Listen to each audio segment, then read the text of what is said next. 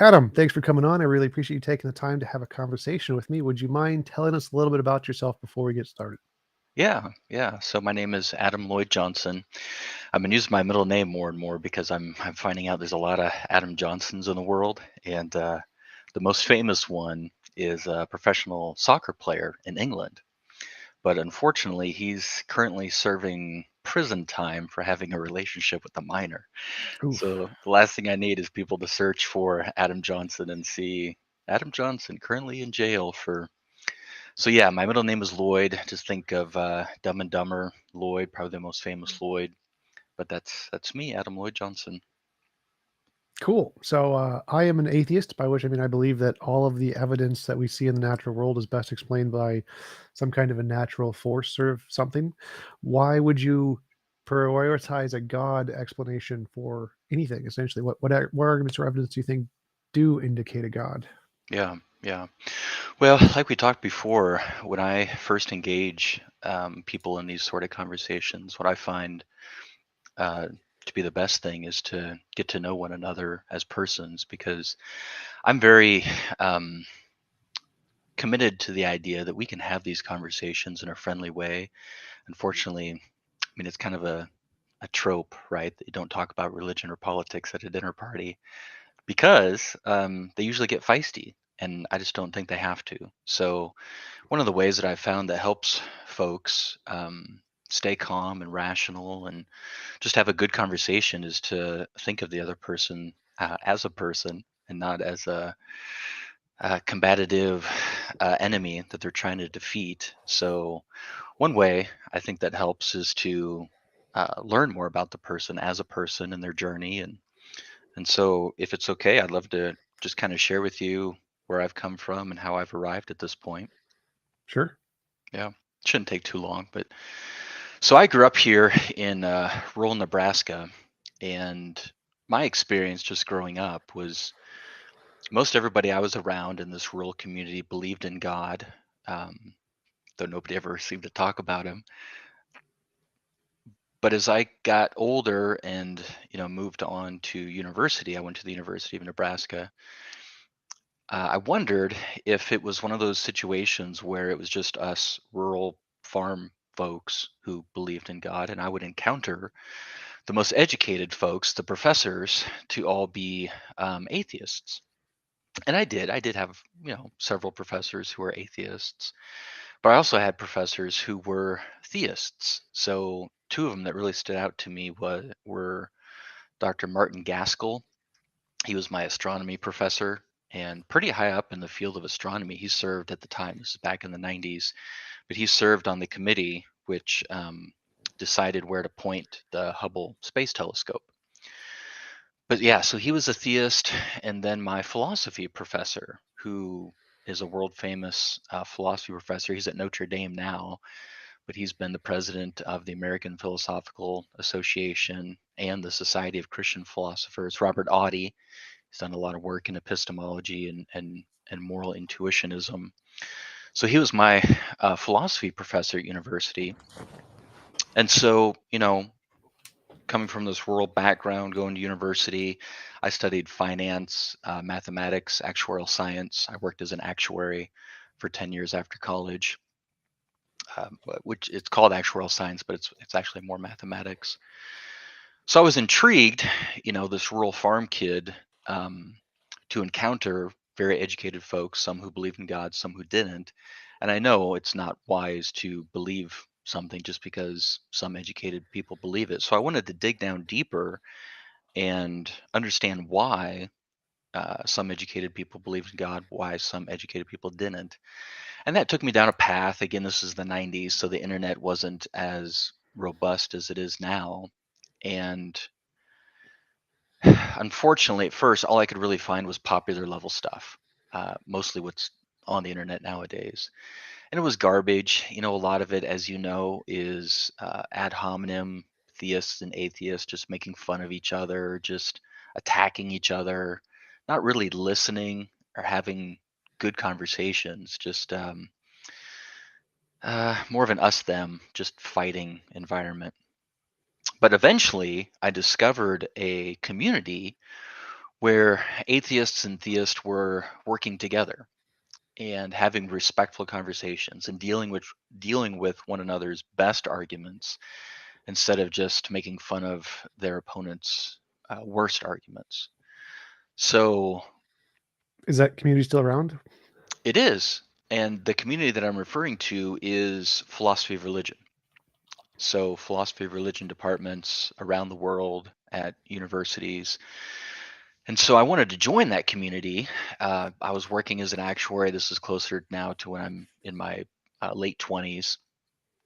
And so I transitioned from actuarial science when I was just about done with all my actuary exams.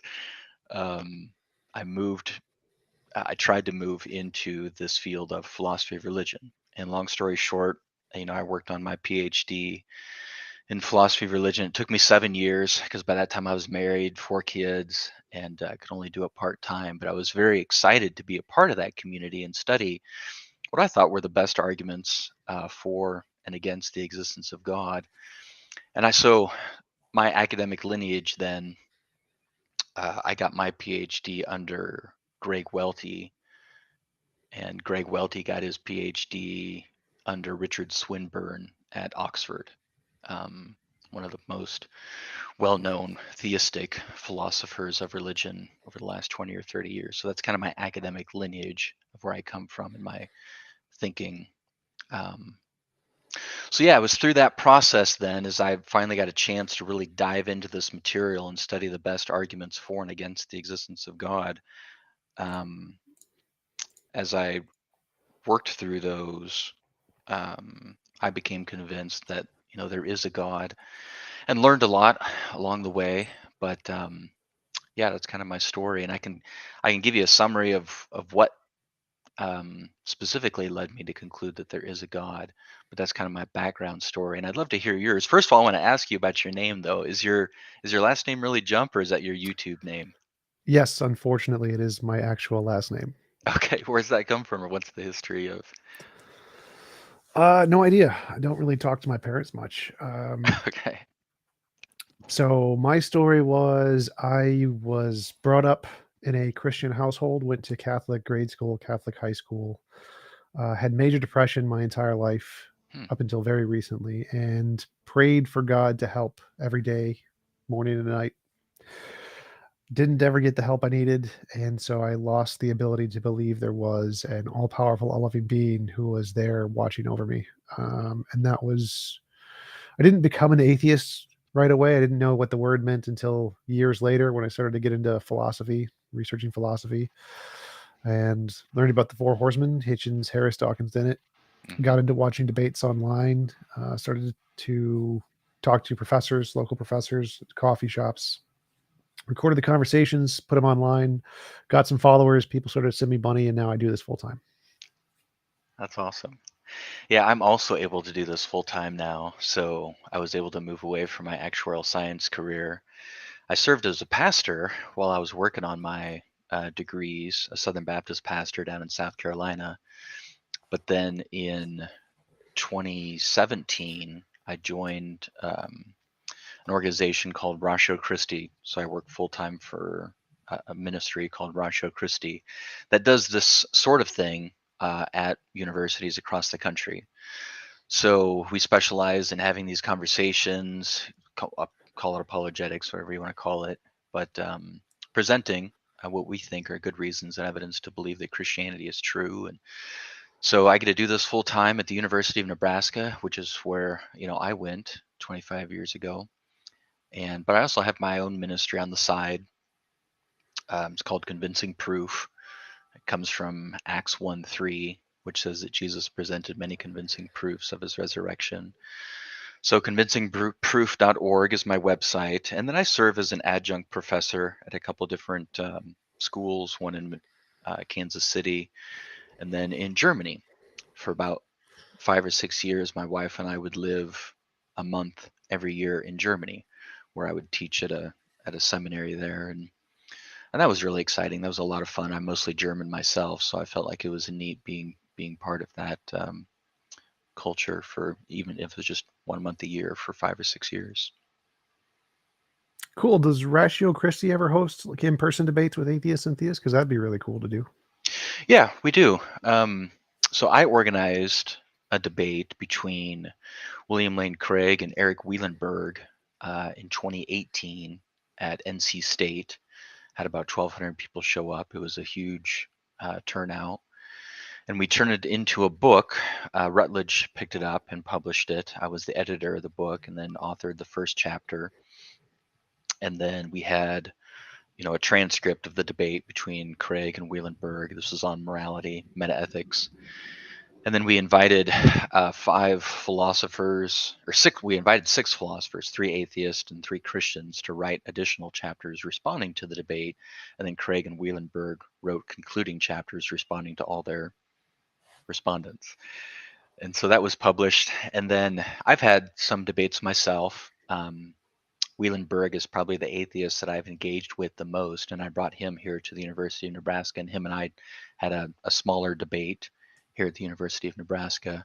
But yeah, we try to engage respectfully with those we disagree with, whether they be, we're mostly Protestants, so sometimes we'll have debates with Catholic thinkers, atheists, of course, Muslims. Cool. Well, if you ever want to invite me, I'd be happy to go to all of those as well. Awesome events. I do those several times a year, which is pretty cool. What campus are you on? Where do you live? Minnesota, University of Minnesota, right next to the campus, pretty close. Okay. Well, yeah, you're not too far away from Nebraska then. Cool. So, what do you think? Are there any arguments or evidence that indicate a God? And did those arguments and evidence, were those the things that convinced you to believe in a God? Yeah. So, like I said, I grew up in a Christian environment, if you will. But I think, like many people do, as they grow up, they start to question the things that they've been taught or the things that they've inherited from their culture. And I think that's healthy. I think that's good, whether you grow up in an atheist community or a theistic community. You want to, I encourage young people to um, question and dig into the reasons and evidence for their beliefs and not just, blindly pick up just what they've been taught growing up. So yeah, when I was finally able to dive into this community and study the arguments for and against the existence of God, what impressed me probably the most is, and I'm going to shift in my terminology here a little bit. I've been using the term God because that's what we're used to referring to. It's goes back to an ancient um, German language, Gudan. It's an English word. We use the term God generally to refer to like the ultimate thing or the supreme being. But sometimes I like to point out to Christians that the word God isn't even found in the Bible. So I think sometimes when we use the word God, there's so much, especially in our American culture, that's packaged into that term. I find it better, especially at the beginning of these conversations, to use the term either supreme being or ultimate thing. So I'll slip into that language now. And so what impresses me is, you find these um, theistic thinkers around the world and throughout history who independently concluded that there is an ultimate thing. And they use different terms. Obviously, we can talk about, yeah, the term God, the term Allah, theos, unmoved mover, um, Vishna. I mean, there's all sorts of terms that have been used for this idea of an ultimate thing and different descriptions of what this ultimate thing is like. But there's so many independent thinkers around the world and throughout history who came to this independent conclusion that there must be an ultimate thing. And interestingly to me, they've also concluded that this ultimate thing that they're talking about has they come to similar conclusions about what this ultimate thing is like. In other words, they seem to come up with this general idea that this ultimate thing must be spaceless, timeless, immaterial, powerful, the creator of everything, intelligent, personal, the source of morality. That seems to be kind of the general idea that you see popping up among these various thinkers. And I don't think this is a coincidence because I think these various thinkers, and I can give you examples, um, I think they came to this conclusion through a similar thought process as they saw the world, as they thought through things. Um, they arrived at these conclusions through a similar thought process. And what I'm talking about, this thought process that I'm describing, is the three families of theistic arguments.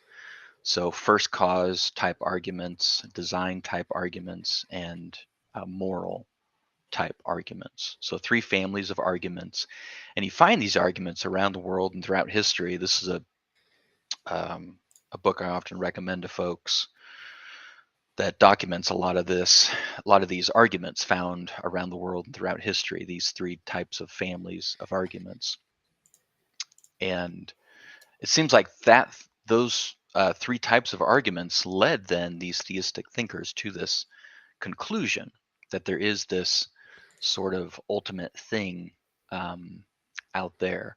And I can give you some examples from like Plato, Aristotle's unmoved mover, but it's not just Western thinkers. There's Eastern thinkers, from ancient Hindu philosophers to more recently Gandhi. Um, so it's those sort of arguments, the first cause type arguments, design arguments, and moral arguments, which also led me to conclude that there is an ultimate thing. Cool. So my interpretation of those is that those are mostly indicative of human psychology and evolution and what it's prioritized our brains to think, but really don't give us any insight into what the ultimate nature of reality is. So, for example, the type 1 and type 2 errors, where if you hear a rustle in the bushes and you think it's a lion or a demon or whatever, you run away. And if you think it's the wind or you want to use the scientific method and find out what it is or something, you're more likely to be eaten by a lion. And so the kinds of people who would survive would be the ones who had more mystical thinking and thought it was always a mind or always an intention. And because of that, all of human beings have this tendency to be hyperactive agency detection systems, and they'll see agency in everything, even when there is none, which is why we get all the different kinds of ghosts and spirits and leprechauns and demons and gods and monsters under the bed and imaginary friends. And so it seems like using our intuitions to make arguments like that aren't really going to be very good sources of information about what reality is like. It's going to more lead to a pattern in human intuitions and the fallacies we have. And until we have some kind of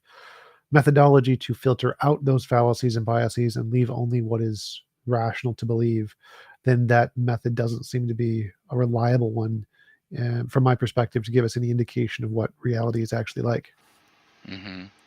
Yeah, and what you're referring to, at least at the beginning there, evolutionary debunking arguments, which I think are really fascinating.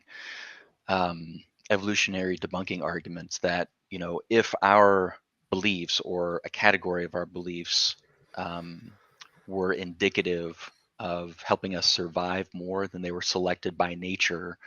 And so, these evolutionary debunking arguments, and you find these a lot of places, especially in morality, that, oh, our moral beliefs came from evolution, so it kind of explains them away. There really isn't any objective moral truth, so they try to explain away our moral beliefs by saying they were evolutionarily helpful in our process of survival and reproduction, and that kind of explains away those beliefs.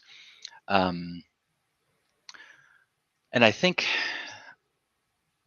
anyway, I probably shouldn't go down the path of evolutionary debunking arguments too far, but I don't find them to be. Um, they seem a bit ad hominem, and they seem a bit in explaining more where a belief came from, but not whether or not that belief is true, if that makes sense. So Oh it's yeah, like, for sure. I just want to clarify. So my argument here is more that not simply that it came from evolution. That doesn't matter. Evolution doesn't prove an idea is true or false either way. My argument is more that we know evolution gave us this idea, and in many cases, this idea is provably false. We know for a fact there's no monster under the bread, there's no leprechauns or spirits when you touch a Ouija board. We know for a fact that these intuitive beliefs that humans have about explaining these phenomenon that we just don't initially understand, like why does a Ouija board move and actually spell out letters when you have a bunch of people holding it? um, and people say it's a ghost or a spirit or whatever, and we can prove scientifically that's not the case. We know it caused this. It's definitely not that, but there is definitively this tendency in humans to label those unknown events as a mind did it, and it's false in the vast majority of cases that have anything to do with anything other than humans, pretty much. And so it seems inductively rational to apply the same conclusion to anything regarding aliens or gods or who created the universe, that we're using the same intuitive metric in this context where it doesn't belong, because it's false in pretty much every context that doesn't involve humans. And so it's more than just saying that it's from evolution and it has some survivability metric. It's more the fact that when we apply these intuitions, it gets it wrong the vast majority of the time.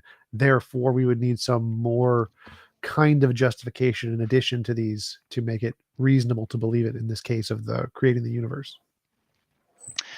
Yeah. I guess my initial thought from what you're saying is you seem to be describing it as, especially in the ancient world, almost like superstition type, very simplistic way of thinking, almost like animism.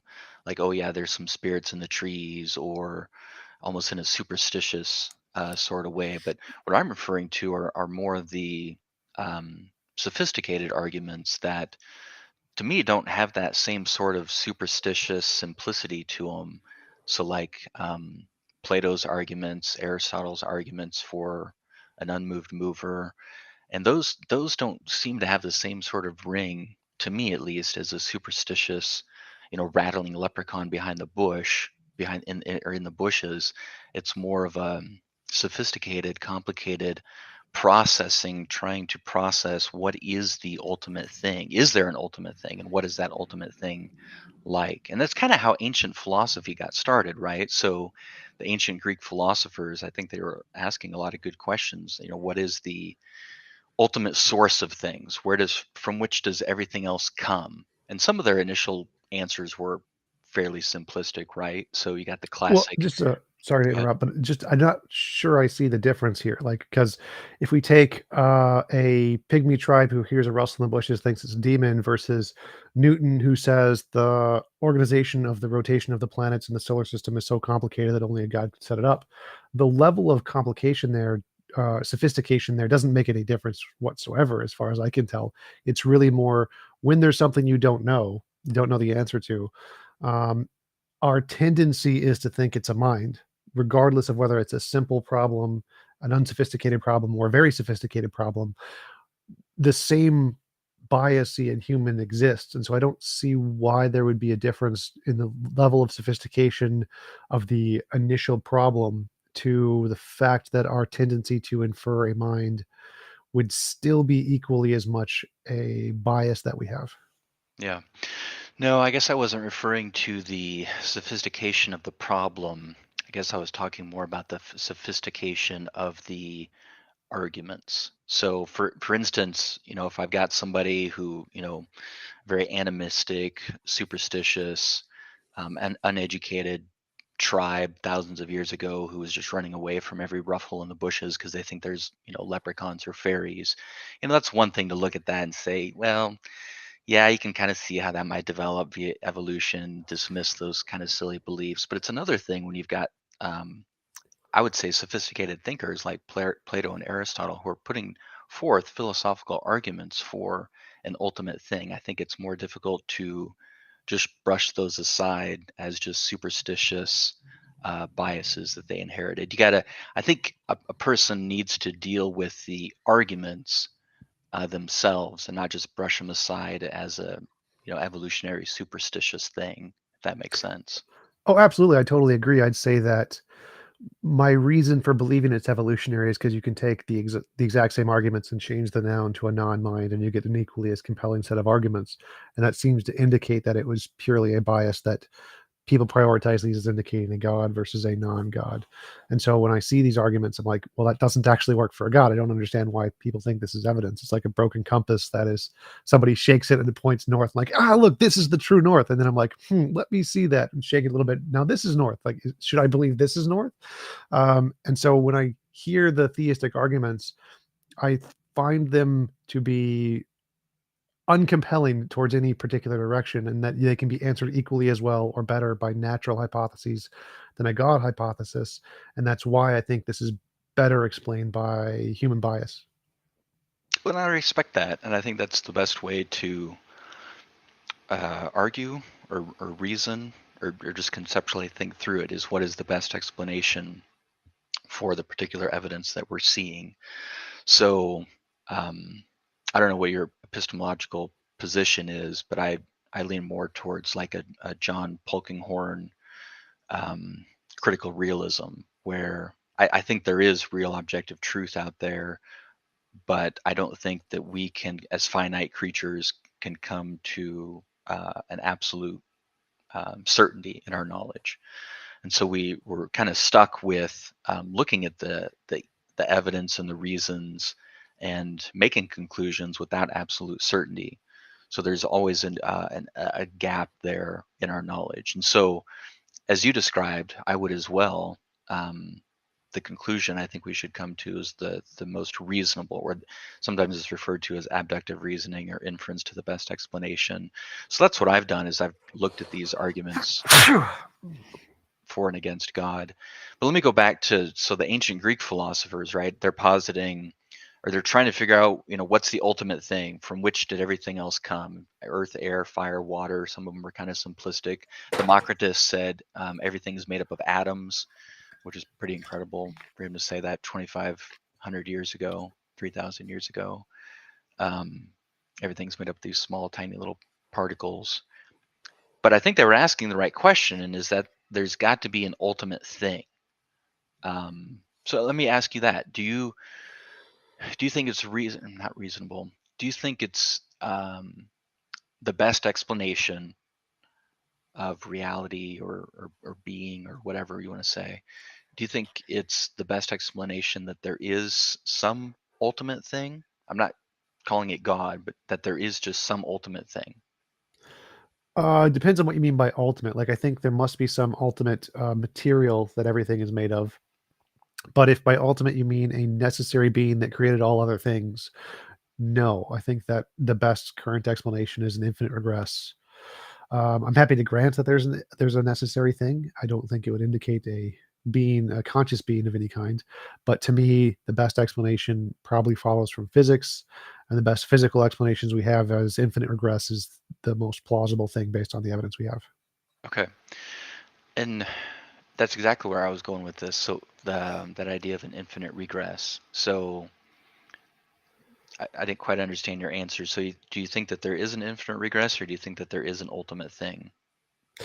I think, like, I don't really, for me, I don't have a particular belief either way, but I think that the best evidence indicates an infinite regress. And so that would be the more rational thing to hold.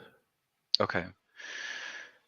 Yeah, and maybe this is just going to be, boiled down to intuitions or what we find to be most plausible or most reasonable. But um, I've been largely impressed and convinced against the arguments for an infinite regress, that there can be such a thing as an actual infinite or an infinite regress. So, for instance, I, like Aristotle, think it's more reasonable that there is a beginning, there is an ultimate, that there can't be an infinite regress. So, I think it's most reasonable to conclude that there is some sort of ultimate thing at the beginning. So that's kind of where I start. That there is an ultimate thing, and then I try to ask questions or learn from philosophers and think through it myself. What is this ultimate thing like? Sure. So, I mean, I'm happy to grant, for the sake of the argument, that there's an ultimate thing. I'm fine with that too. But I think that if I ask the question, what is the field that gives us the most accurate answers that are most plausibly answers about the fundamental nature of reality, I come to the conclusion physics. Physics gives us that, and philosophy does not. Philosophy does not seem to be a reliable source of information about the fundamental nature of reality. And so, if I'm going to try to make a conclusion about what the nature of fundamental reality is, I'd probably say we should follow the physics, not the philosophy. And Okay. in regards to the philosophy, even if we granted philosophy, I don't think any of the arguments against an infinite regress are very good. Like, for example, the Grim Reaper paradox, saying that, uh, what's his name? Forgot his name. Pruss, something Pruss. Alexander. Alexander Pruss. That's it. Thank you. Yeah. Uh, so the Grim Reaper paradox seems to be no different from saying, if we say 0.99999 repeating, well, which nine is the one that finally converts to a zero and makes the chain into a one? Like, that's just a silly question. There's none of them. The infinite represents a complete set that ends in representing one. And so asking which Reaper is the one that kills Bob at 11 a.m. The infinite isn't a number. There's not like, you can't like subdivide it into particular parts and say this part is the infinite nine. Like, no. And so it seems to be the arguments against an infinite regress seem to be more misallocations of our uses of infinite as to represent individual sets versus, or individual parts, as opposed to a complete set. Like, infinite is a complete set. You're not allowed to say which corner of the infinite is the one that touches the outside of the infinite. And so it seems to me the arguments against an infinite regress don't seem to amount to much, even if we thought philosophy was going to be able to tell us about these things. And the arguments in physics seem to be extremely compelling. Like, space and time are emergent. We have very good reasons to believe this in quantum fields. The math is very, very good and very predictive of things that we can see in reality. It tells us the future very, very well. And so, if we want to say there is a spaceless, timeless thing, quantum field is the best candidate. Do quantum fields have a beginning? No. Doesn't. None of the math indicates that. This is plausibly a good explanation of the origin of everything. Yeah. No, I respect that train of thought, and I think it does kind of follow a little bit what I'm getting at. Um, you're positing this ultimate thing as would you say what kind of field? Field. A quantum field. So like that that is the ultimate thing. It has no beginning. Um, and so I think similarly, a lot of thinkers have come to that conclusion that there is some ultimate thing that has no beginning. I mean, for a while, people thought it was the universe, right? So like Carl Sagan's famous quote, what did he say? The cosmos is all there is, or all there was, or all there ever will be. So I think a lot of folks are correct when they say there's got to be an ultimate thing, whether it's the What would you, universe, whether it's this field. just to Go ahead. clarify? Would you count that as the ultimate thing? Because essentially, it would have existed in the eternal past. It didn't like have a necessary beginning that necessarily exists outside of everything. A quantum field could have just existed past eternally, and so it would still be a past infinite. I'm not 100% sure if I followed you there, but yeah, I wouldn't say that quantum field is the ultimate thing. I'm just saying it's a similar pattern of thinking that you've come to, that there it seems reasonable that there is an ultimate thing, and you're describing this ultimate thing as a quantum field, but maybe I'm misunderstanding you. Yeah, I just want to clarify that there's like sort of a difference in different models. One is where the quantum field exists throughout all past infinite time, and it doesn't exist outside of time. And some say it exists outside of time. And so you can have these in both variations, but one of the ones where it's just a past infinite set of physical stuff, essentially. Hmm. And the quantum field is just in all of that. Um, that one I think wouldn't necessarily fit the typical theistic definition of a necessary thing, because it is just a past eternal thing, more or less, and it's not outside of space time in that context. Okay. Yeah, I mean, a lot of theistic thinkers throughout history have wrestled with this idea too, that, what is this ultimate thing, again, whatever you want to call it, whatever name you want to give it, this ultimate thing, what is its relationship to time? Is it outside of time? Is it part of time? I mean, some have posited that time itself is the ultimate thing, which I don't think is very reasonable. But yeah, I think that's a difficult thing to process and think through. I want to go back to what you said about philosophy and physics, though, because I would track with you. I think physics is extremely helpful in understanding reality. I guess I don't have as much pessimism as you do about philosophy. I think philosophy can be helpful too. Um, so I don't see it as an either or. I think philosophers and physicists can work together to understand reality. In fact, one of my favorite physicists is the guy I mentioned before, John Polkinghorne. Uh, John Polkinghorne was a physicist, a professor. I was looking for his book, one of his books that I just have been reading. But John Polkinghorne was a physicist at Oxford University, but then he transitioned from being a physicist to being a philosopher. And so John Polkinghorne has got, very, yeah, I find him to be a very rich resource because he's combining these two fields of philosophy and physics. I mean, he's a theist, he's a Christian, and so I find his work to be fascinating. So I think philosophy and physics can work together. Another one that I give out to folks a lot, and let me preface this by saying that I'm not a professionally trained scientist. My background is mathematics and philosophy, so the science can go over my head very quickly because that's just not my professional training. Although I do appreciate um, scientists and their work and try to learn from them as much as I can. So here's one that I recommend to folks a lot. It's Stephen Barr, and he's a physics professor at the University of Delaware. I think I've had him on 3 or 4 times.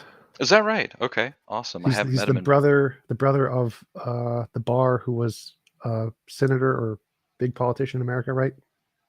Okay, I'm jealous. I haven't met him in person, but so Barr is a professor of physics, and then this book is Modern Physics and Ancient Faith, and he lays out as he sees it, how modern physics actually points to, as he sees it, the evidence points to an ultimate thing, a supreme being, if you will. And he goes through, some of the more modern, updated version of these um, arguments that have been around for thousands of years: first cause, design, and moral arguments. Sure, but my question would be is how? Like I see the same arguments, and when I talk to experts on these arguments, they don't seem to explain why they think these are evidence. It's more just it can be explained by a god, more or less. But I mean, like it could be explained by magic leprechauns. I wouldn't call it evidence of magic leprechauns. Yeah.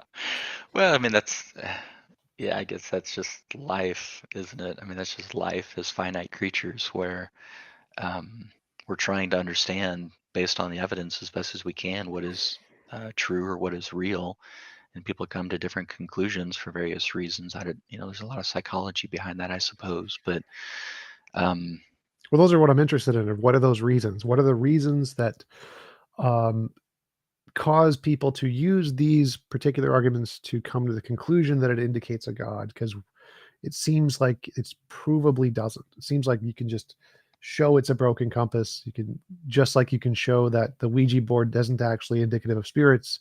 It seems like you can show these arguments aren't indicative of a god.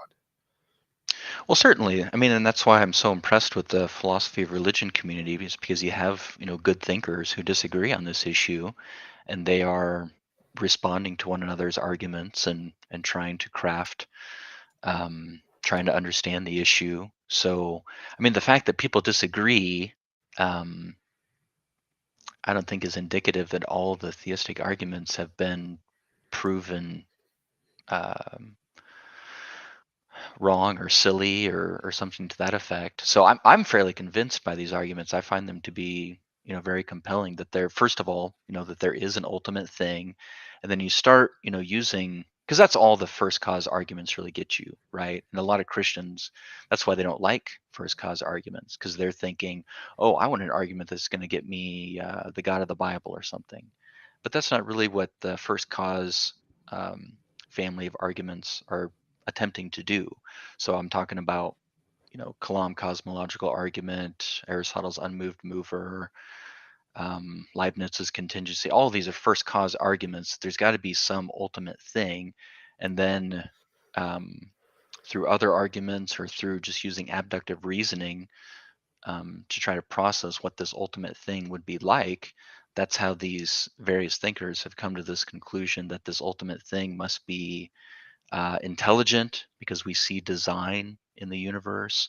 They, I think, reasonably conclude that this ultimate thing is personal and moral, because morality seems to be part of this reality that we exist in. So it seems reasonable that this ultimate thing is also the source of morality. So I think that's how, Aristotle and Plato and Gandhi and Eastern philosophers and Zoroastrian philosophers and all these philosophers around the world have come to similar conclusions about this ultimate thing, and why they posit it's a personal, intelligent, analogous to our minds, but not exactly type of conclusion. Sure. So the design argument and the moral argument. My position on the design argument is that I don't see design. I see, like, if we call design the fine tuning of the universe, for example, that if we change any of the physical constants even slightly, life from any universe won't exist. Well, that doesn't seem to indicate that it was designed. That seems to indicate that it just has a very low probability of having this outcome. Mm, And if you want to say that the evidence for design is the fact that there's a bunch of gray area where there's no life and one little red dot where there's life, essentially. That's like a dice with a bunch of gray sides and one red side. Well, then, and that is the design that needs to be explained. Well, then this leads to the problem that who designed God? Because a God would have equally mm, as many variations as the dice. Because for every potential kind of universe, there is a kind of God who could potentially want that universe. So there's a God who could want a universe of nothing but puppies, or nothing but black holes, or nothing but hydrogen atoms, or nothing but unicorns. And so for each possible kind of way that the universe could be, there's a potential kind of God who could want that universe. And of these potential kinds of gods, there's only a very small amount who would want a life permitting universe. And so for the probability of this little red dot on this dice is the exact same probability for a God existing for wanting to create a life permitting universe. And so the same problem that is trying to be solved, um, to explain why we have these particular set of constants, would have the same probabilistic effect of an argument against the God hypothesis. And so it doesn't seem to actually solve the problem. It just seems to kick it down the road another step. And so it seems like if we answer it a different way, say it's just determined by physics or random chance by physics, you get a equally probabilistic outcome either way, either direction you go. One just happens to be slightly simpler because it doesn't entail a mind. mhm. Yeah, I see what you're saying. So, a couple thoughts in response. I really have a very poor memory. I think that's why I went down the path of mathematics and then philosophy, because you can kind of map everything out. And so my skill set is problem solving, and I have a horrible memory, so I do terrible in things like history and probably science too, because it just ends up being a lot of facts that I have a hard time remembering. But going back to what you initially said about um, seeing only design in, there's two things I wanted to respond to, but the first one was seeing only um, part of the universe, or a small part of the universe, having design. And I have thought about that, right? Because if you look out at our universe, there does seem to be a lot of chaos. Um, and one way that I've thought through it, kind of as an analogy, is you come across, or you go out to a forest, right? And it seems like, let's say one forest I go to, call it Forest A, and everything seems to be completely chaos and random, and weeds and trees and everything just growing haphazardly. And then you go into another forest, um, and let's say 99% of that forest is the same way, right? It's completely chaos and random and trees and weeds, and just seems to be no design whatsoever. But then you find, let's say in the center of Forest B, a small patch, which seems to have been groomed, things planted in rows, maybe even a cabin that was built. And so, even though it's only 1% of that forest, I think it would still be reasonable to conclude that there must have been some sort of designer that was here in this forest to at least designed this part of it. Then the other thing I wanted to respond Just to. clarify that was I did not make that argument. It's perfectly Okay. fine. That's a common one. But my argument was specifically that if what you're calling fine tuned is this pattern of the 99% of chaos plus this 1% of order, Hmm. you see that exact same pattern when you look at the properties of God. So if you look at God himself, there's 99% possibility of randomness, like God could want only a black holes or whatever, but he happens to have this one particular nature that leads to a this designed universe in such a way. And so my argument is more that if what you're calling design is that there's this 1% of uh, patternness and 99% of randomness. And the reason this is designed is because there's that 1% of randomness or whatever, or 1% of orderedness. The same pattern is found in God. So we would have to apply the same rationale to God and say, God must have a designer. And any response you make to that is going to have a parity argument where you just say, nope, nature just has its a necessary being in this way or whatever, or it's determined by some fundamental nature. And so any way you answer this question is going to have an equal probabilistic answer from the conscious being hypothesis versus the natural hypothesis. Hmm. Yep, I think I was tracking you. Um, so this idea of then what fine-tuned God, let's just boil it down to that, if I understood you right. Um, and I think it's similar to, like when children ask, or when children are taught, God created everything, and then the child asks, well, then what created God? And I think this your design question or your design pushback argument, I'm not belittling it. I think it's a good thought process, but I think it's the same answer that again, to avoid an infinite regress, which I think is reasonable to do. I don't think there can be an infinite regress. Um, you uh, the only other option to that, as I see it, is that there's got to be an ultimate thing. So, well, who created God? Well, nobody created God because God's the ultimate thing. And that, again, I won't use the term God. I'll use ultimate thing. Similarly, with this design, and theistic thinkers have, I mean, even going back to Aristotle, have struggled with this idea of then, okay, if theos, as he would use the term, is this ultimate thing, his unmoved mover, right? Um, he also struggled with this idea. Well, then, you know, design or God being complex, because that's usually how design is played out, specified complexity, right? It's complex, there's multiple parts, and then there's specificity to it. They're put in a specific order. So one of the ways that theistic thinkers have responded to what you're pushing back with is to posit that God is simple, right? So God doesn't have any parts. He's a simple being, and this is Aristotle's conclusion. I'm not I'm not sure if I'm entirely on board with this idea of divine simplicity. I think it can result in some weird paradoxes that don't make any sense. But I think the initial I think it's just more feasible to just like um, with the cause question, there's got to be an ultimate uncaused cause, that there also has to be an undesigned designer. Otherwise, you're going to have an infinite regress. So I think positing some ultimate thing at the beginning is more reasonable than an infinite regress. Well, sure, but this seems to cause a problem for the fine tuning argument because the fine tuning argument seems to be that there's an object that has property X, and property X is indicative of design. But the designer also has property X, but you don't need a designer for this one.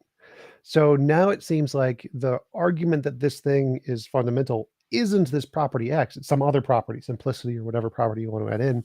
And so now, if you use a mathematical equation essentially, and you can just remove all of the fine tuning from both sides of the equation, it no longer has any effect on the conclusion whatsoever.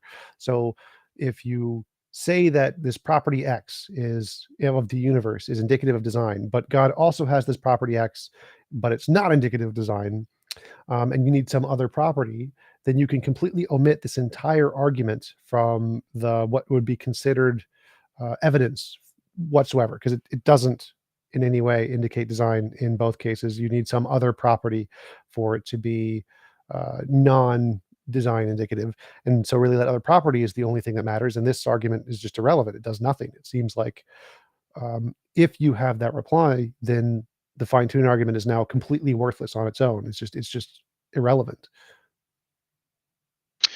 Yeah, no, I don't find it irrelevant. Um, I think property X, what you're getting at, um, one of the responses to this, theistic thinkers have said, well, God doesn't have that property X then. So like Aristotle, he's simple. He doesn't have specified complexity because he's a simple being.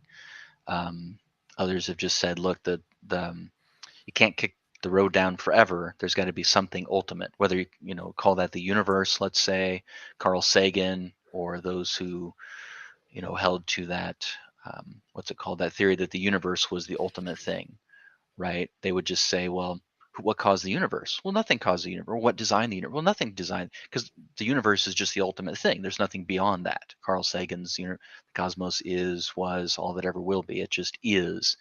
And so I think it's a reasonable idea to say that there is something that just is. Either Carl Sagan saying that the universe is that ultimate thing that just is, or theists like Aristotle saying, no, the universe is that ultimate thing, is not that ultimate thing that just is. There's a different ultimate thing that just is, that doesn't have an explanation, that doesn't come from anywhere, that isn't moved. It's an unmoved mover, it's an undesigned designer. It is the ultimate thing. So I think, um, as you said before, either you have an ultimate thing or you've got an infinite regress. And I just think it's more plausible that there is some sort of ultimate thing that wasn't caused, that wasn't designed, that in fact is the source of all those other things. Right, but I can just grant all of that doesn't really address the kind of thing I'm trying to argue for here. So if I say I'm a theist, I believe in God too. We can just grant, let's say we're in a coffee shop in heaven, God's to the left, we both know God exists. And I want to say the argument you're proposing doesn't seem to logically indicate anything, because it seems like you're saying here's a coffee cup, and this coffee cup has property X, and property X is indicative that something created it, essentially. And the property here is that there's this large spectrum of ways the coffee cup could be, but it happens to have this one particular way that it is. Okay. So there's like a dice with a million gray sides, one red side. The red side, it's on the red side. And say, this is the property we're really looking at. This is property X. And then I can look at God and say, well, God has possible ways he could be too. God may only want a universe of puppies. God may only want a universe of black holes. And so just like the coffee cup has this large spectrum of gray sides that don't result in life-threatening universe, God also has all these gray sides that wouldn't result in a life-threatening universe. And he has one red side, the exact same number of red sides as the universe we're looking at. And so this property X is actually in both of those things. Now you can add an additional thing and say, well, no, it's only that plus simplicity, or plus the fact that it couldn't be otherwise, or plus the fact that there must be a final cause, or first cause, or whatever. But if you do that, then the original property doesn't matter anymore. It's like, okay, so this no longer makes a difference. We're not looking at the coffee. We're not looking at this property X, the fact that there's a bunch of gray sides. That doesn't matter anymore. You can just skip to this other thing you've added and say, okay, so there must be this first cause thing. The first property presented is just irrelevant. It just does nothing for the argument. It's completely innocuous to any kind of conclusion we're trying to make, because you're granting that you need this other thing first before this property X matters to anything we're talking about. Mm. Yeah, I'm not 100% sure if I'm tracking you. So are you more discussing like the design argument, or like a first cause family of arguments, or both? Because um, it, your analogy, if I understand it right, is you're starting with something in this physical realm, a coffee cup, or maybe this universe is fine tuned, or whatever you want to say, and then positing um, a designer of this thing. And I think that's a reasonable move. I mean, that's just what design arguments are.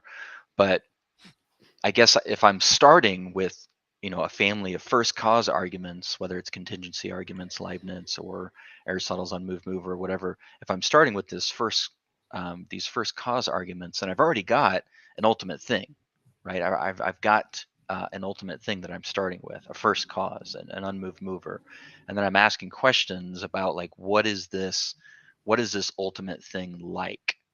Um, and then that's where I would make the move to uh, look at, like in your example, coffee cups or the universe or these contingent things, and try to see, are these contingent things, do they seem to have any indication of design about them or not? And then from that, I'm positing attributes or positing characteristics of this ultimate thing. And as you're describing it, I think you're right, or you're accurately describing what theists have come to, is that there are some necessary things about this ultimate thing. So like going back to Aristotle, right? He would talk about how this ultimate thing, there are necessary aspects of this ultimate thing that couldn't be otherwise. And we would talk about that in our modern language about God's nature and the way that God is, he is necessarily so. Maybe that's kind of what you were getting at. Sort of. So I'm saying like the point of the design argument, because I'm focusing on the design one, not the cosmological one Okay. here, is to say that there are a set of all objects, and some objects have property X, and the objects that have property X aren't the first cause thing. They don't have the first cause property. They need some other explanation. But if property X is in the explanation too, and you need, oh well, it's okay in that sense because there's this other thing, well, then property X doesn't distinguish between the fundamental first cause and any non-fundamental first cause. It's in all of them, and so it doesn't actually help you to know whether or not something is the first cause. And so, if we're looking for something that gives us an inclination which is the first cause thing, the coffee cup or the god, and they both have property X, well, then property X tells us nothing. Like we don't need to look at property X. We need to look at a different property, and then you can say, well, oh, because there's this different property, property X is okay now. But in that case, now property X is irrelevant. We're not looking at property X. We're looking at this other property that makes property X okay to have. And so if you want to say property X is evidence, then you can't then say God also has property X, but it's okay because then X doesn't matter. We're not looking at property X anymore. We're looking at this other thing. And so if we seems like you take that approach with the fine tuning arguments, well, then the fine tuning argument is just irrelevant. It's property X. Okay, we can just ignore that. Let's look at this other thing because that's really what matters. Okay. Yeah, I think I'm tracking you. And I guess if I am tracking you correctly, I think what the theistic response has been to that line of thinking is that God isn't like that. God doesn't have property X. We've only got 2 minutes left, so I didn't know how you wanted to conclude this or end this, but I want to say that I've really enjoyed talking with you today, Tom. I can see that you're a very thoughtful thinker and have really thought through and processed a lot of this stuff and have thought deeply about it. So I really enjoy talking to you about it. Thanks. Yeah, I appreciate you coming on. The one thing I wanted to add was that this is like the most interesting part of the conversation where I really want to actually drive down. It's to me, it seems like when you say the universe has property X, but God doesn't have property X. It seems like the evidence that provided for the universe has property X is we can imagine it otherwise. We can imagine that there are changes in the gravitational constant that would result in alternative outcomes. But it seems like I can imagine there are different ways God could desire things, and therefore it must also have this property. And so if you're adding in other things by calling it perfectly simple, well, that's a new topic. It's already met the same evidence of property X because the only evidence for property X is I can imagine it otherwise. And then if you want to say it doesn't matter if you can imagine God otherwise because he can't be because it's necessary, whatever, that's the new property. Now again, the X thing is gone, and you've gone to this new thing, and it's what matters. Mm. Yeah, I don't know if I would take that same sort of track, um, that I know things could be otherwise because I can imagine them being so. I don't know if I would take that line of thinking, but I'd have to think more about it. Cool. Well, thanks again. I really appreciate you coming on. Would you like to give any links or references to where people can find your work? Yeah, so like I said, my website is convincingproof.org, and my next book is coming out this fall. It's called Divine Love Theory. What I specialize in is metaethics. And so this book, I'm positing a theory of metaethics, a theory of where morality comes from, and my theory is based on the Trinity. So I think the loving relationships between the members of the Trinity is the best explanation of objective morality. I base my theory on Robert Adams. He's probably the most well-known theistic thinker. He's been a philosophy professor at Duke and Yale and a lot of other folks. And John Hare, my theory is also based on John Hare work at Yale too. But then I take my theory, my Trinitarian moral theory, and compare and contrast it with the leading um, atheistic theory of objective morality out there right now, Eric Wielenberg. And so half of my book is a critique of his theory, and then a promotion, of course, of my theistic theory as a better explanation for objective morality. And Wielenberg has been great. You know, him and I have done a lot of stuff together. He wrote an endorsement for my book that'll go on the back cover, so that was really meaningful to me. And so yeah, you can pre-order it on Amazon and Walmart, Target, wherever you buy your books. It's called Divine Love Theory. Awesome. Thanks again for coming on. I really appreciate it. Let me know if you have any of those live debates. Happy to fly out to wherever to do those. Okay. And yeah, I'll let you go. All right. Have a good one.